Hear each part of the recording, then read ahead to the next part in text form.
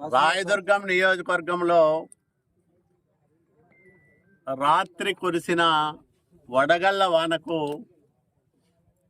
ఎక్కువ విస్తీర్ణంలో రైతులు వివిధ పంటలు నష్టపోయినారు. దాంట్లో ప్రధానంగా వరి, మొక్కజొన్న, పత్తి లాంటి పంటలు భారీగా నష్టపోయినారు. చేతికి అందిన దశలో ఇంకా వారం రోజుల నుంచి 15 రోజుల మధ్యలో కోత కొయ్యాల్సిన పొలాలు పూర్తిగా నాశనం అయిపోయినాయి. ఇలాంటి వడగళ్ల వాన మా జీవితంలో ఎప్పుడు చూసి ఎరగమని చాలామంది సీనియర్ రైతులు చెప్తా ఉంటే చాలా బాధ అనిపిస్తుంది. ఈ ఏడాది ఖరీఫ్లో పంట దిగుబడి బాగొచ్చింది.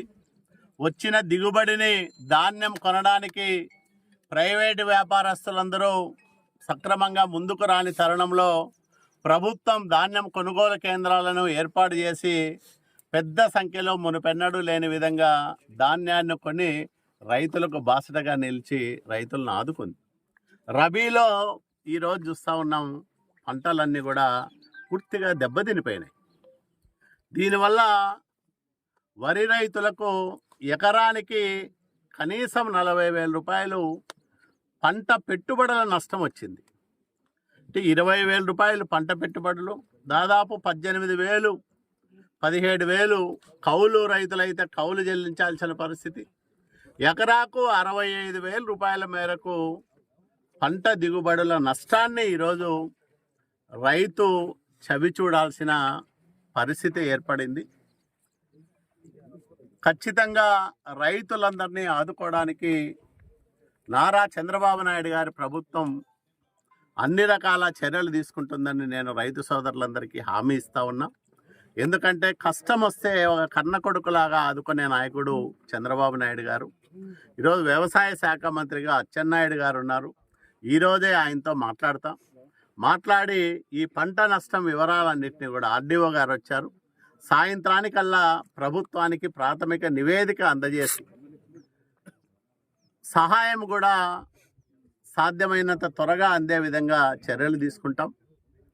జిల్లా కలెక్టర్ గారి దృష్టికి కూడా తీసుకెళ్తాం. ఈ పంట నష్టం వివరాలన్నింటినీ తీసుకెళ్ళి పంట నష్టపోయిన ప్రతి రైతును ఆదుకోవడానికి శక్తివంచన లేకుండా కృషి చేస్తానని నేను రాయదుర్గం రైతు సోదరులందరికీ కూడా భరోసా ఇస్తా ఉన్నా. అట్లాగే అధికారులందరికీ కూడా విజ్ఞప్తి చేస్తూ ఉన్నా. మామూలుగా అయితే 30% మించి పంట నష్టం జరిగినప్పుడు ప్రభుత్వం నుంచి సహాయం వస్తుంది. ఇక్కడ మనం చూస్తూ ఉన్నాం, ఈ పొలంలో అయితే పత్తి 1% కూడా దిగుబడి వచ్చే అవకాశం లేదు. అంటే 100కి 100% పంట నష్టం జరిగింది. అట్లాగే పక్కనే వరి పొలంలో చూసాం, 100కి 100% పంట నష్టం జరిగింది. ఇంకా అక్కడ పశుగ్రాసానికి పనికొచ్చే విధంగా కూడా అది ఉపయోగపడే విధంగా లేదు. అంటే ఆ గ్రాసాన్ని కొయ్యాలంటే కూడా ఆ డబ్బులు గిట్టుబాటు అయ్యే పరిస్థితి లేదు. చాలామంది రైతులు చెప్తా ఉన్నారు, దాన్ని అట్లాగే వదిలేసి ఎండిపోయిన తర్వాత దానికి నిప్పు పెట్టి మళ్ళీ ఖరీఫ్ సీజన్లో సాగుకు సమాహితం కావాల్సిన అవసరం ఉందని చెప్తా ఉన్నారు. అంటే ఇట్లాంటి దయనీయమైన పరిస్థితి ఎప్పుడు చూడలేదంటున్నారు రైతు సోదరులందరూ. వాళ్లకు సహాయం అందే విధంగా అవసరమైతే ముఖ్యమంత్రి గారి దగ్గరికి కూడా వెళ్ళి రాయదుర్గం రైతులను పెద్ద మనసుతో ఆదుకోమని విజ్ఞప్తి చేస్తాం. రైతు సోదరులందరూ, ముఖ్యంగా కౌలు రైతులు కూడా ఎలాంటి బాధ పడద్దండి. మీకు ఈ ప్రభుత్వం అండగా ఉంటుంది. మీరు ఎన్నుకున్న మీ ప్రజాప్రతినిధిగా నేను ప్రభుత్వానికి అనుసంధానకర్తగా ఉండి ప్రభుత్వం నుంచి మీకు సహాయం అందే విధంగా అన్ని రకాలుగా చర్యలు తీసుకుంటామని వాళ్లకు మాట ఇస్తూ, ఈ జరిగిన నష్టాన్ని ప్రాథమికంగా ఈరోజు సాయంత్రానికల్లా ప్రభుత్వానికి నివేదించాలని అధికారులకు కూడా నేను విజ్ఞప్తి చేస్తా ఉన్నాను.